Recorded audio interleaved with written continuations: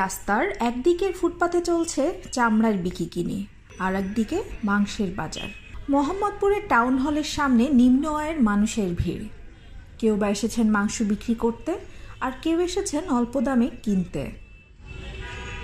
এদেরই একজন গৃহসহকারী বানেসা। বাড়িতে এক ছেলে আর দুই নাতি, এসেছেন তাদের জন্য মাংস কিনতে। আমি আসতে পারি না, আমার এই মেরুদণ্ড সমস্যা, আসতে পারি না। তা আপনার ছেলে মেয়ে নাই, বাড়িতে কেউ নাই? নয় কেউ আমার। তাই এখন মাংস কিনতে আসছেন? কতটুকু মাংস কিনলেন? কত টাকা নিল? ঈদের বিকেলে রাজধানীর বিভিন্ন এলাকায় বানেসার মতো নিম্ন আয়ের মাংস ক্রেতা আর বিক্রেতার ভিড় জমে ওঠে। মোহাম্মদপুরের টাউন হলের সামনে সারাদিন ধরে বাড়ি বাড়ি থেকে চেয়ে আনা কোরবানির মাংস বিক্রি করতে এসেছেন অনেকেই। তবে নিম্ন আয়ের মানুষের জন্য হলেও দাম যেন তাদের নাগালেরই বাইরে।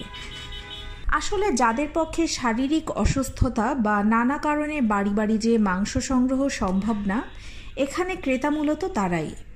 কিন্তু অতিরিক্ত দাম শুনে খালি হাতে চলে যেতে হচ্ছে অনেককেই। 600 থেকে 700 টাকা দরে বিক্রি হচ্ছে এই মাংস। বিক্রেতাদের কাছে জানা গেল তারা নিজেরাই কিনে এনেছেন, তাই দাম একটু বেশিই পড়ছে। চর্বি, নাড়ি ভুঁড়ি সহ মাংসের দাম কিছুটা কম পড়লেও সলিড মাংস অনেকে 700 বা তার বেশিও চাচ্ছেন, ফলে দরদাম চলছেই। মাংস কারা নিয়ে আসে আপনাদের কাছে বিক্রি করতে?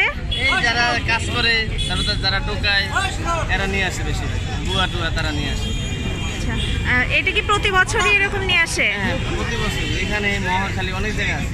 এটা কত করে কেজি বিক্রি করতে? 600 টাকা। 600 টাকা? বাজারের থেকে একটু দাম বেশি না? বেশি না, বাজার 620 টাকা। কত কেজি বেচতেছে? 600 টাকা। এই মাংসটা কোথা থেকে নিয়ে আসছে? মানে কিসের মাংস? হ্যাঁ, আগে থেকে কিনে রাখছো? আচ্ছা, এই বাজারের খবর কোথা থেকে পাইছো? খবর না, আরো একবার বেচে এনতে দেখাই। এই 6 কেজি মাংস বেচে কয় টাকা পাবা? পাবো তো 500-1000। 6 কেজিতে 500-1000 টাকা পাবা? না, প্রতি কেজি কিনে আনছি তো আমরা। ও, তুমি কিনে আনছো? কোথা থেকে? লালমাটিয়া। কারা বিক্রি করছে?